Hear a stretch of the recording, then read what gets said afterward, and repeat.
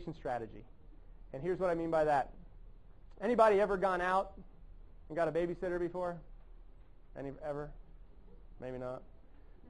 I know when we do, twice a year, we're writing like feverish notes 15 minutes before the babysitter gets there, right? Okay, Cade's going to have a hamburger with white cheese on a bun. He's going to have broccoli with ranch dressing. Carter's going to have a burger with yellow cheese. Don't put it on a bun. If you put it on a bun, he'll take the bun off and throw it at you. Give him broccoli with blue cheese dressing because he does not like ranch. When you go for a bath, make sure Alexis doesn't use the Pantene, but she uses the Johnson's baby shampoo because she's going to break out in a rash if you use the same thing you use on the boys. You know? We're only gone for 4 hours, for goodness sakes. What happens if we never come home? Who knows that stuff? Who knows it?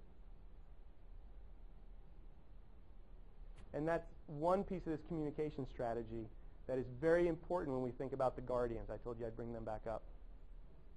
Guardians have two questions, whether they ask them of you or not.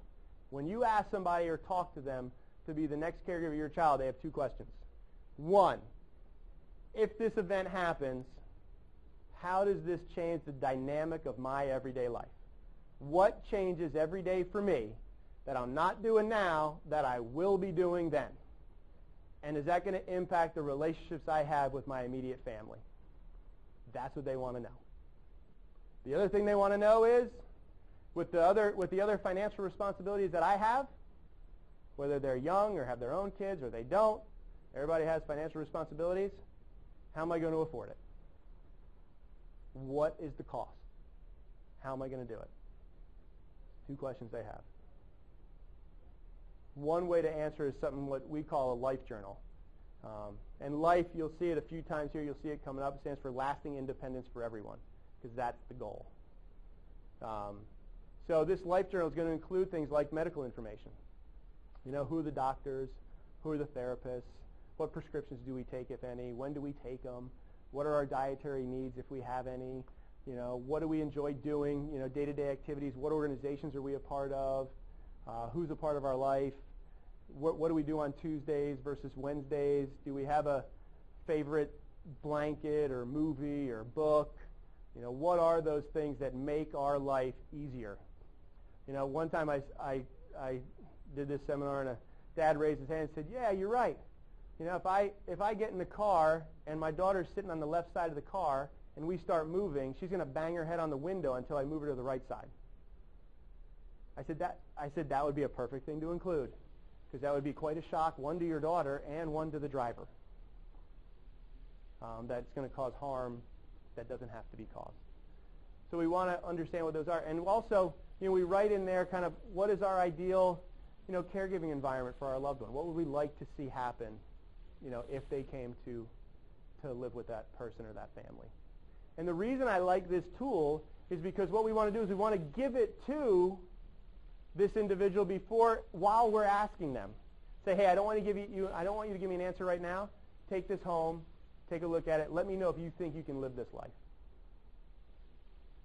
Because the worst thing that can happen is they say yes over a glass of wine, and the event happens, and 30 days later they're like, I can't handle this. I can't do it. I can't do it.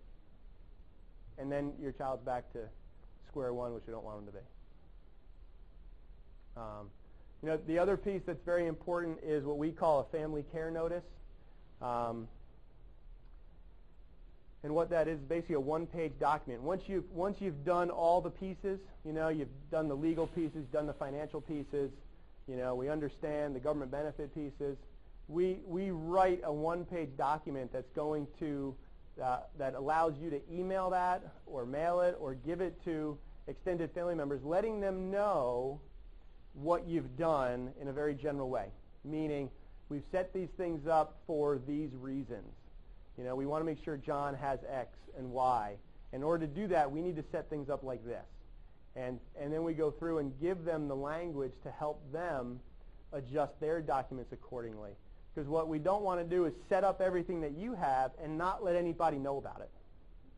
Because if nobody knows about it, Aunt Mary in Phoenix might just leave John $3,000 because she thinks she's helping.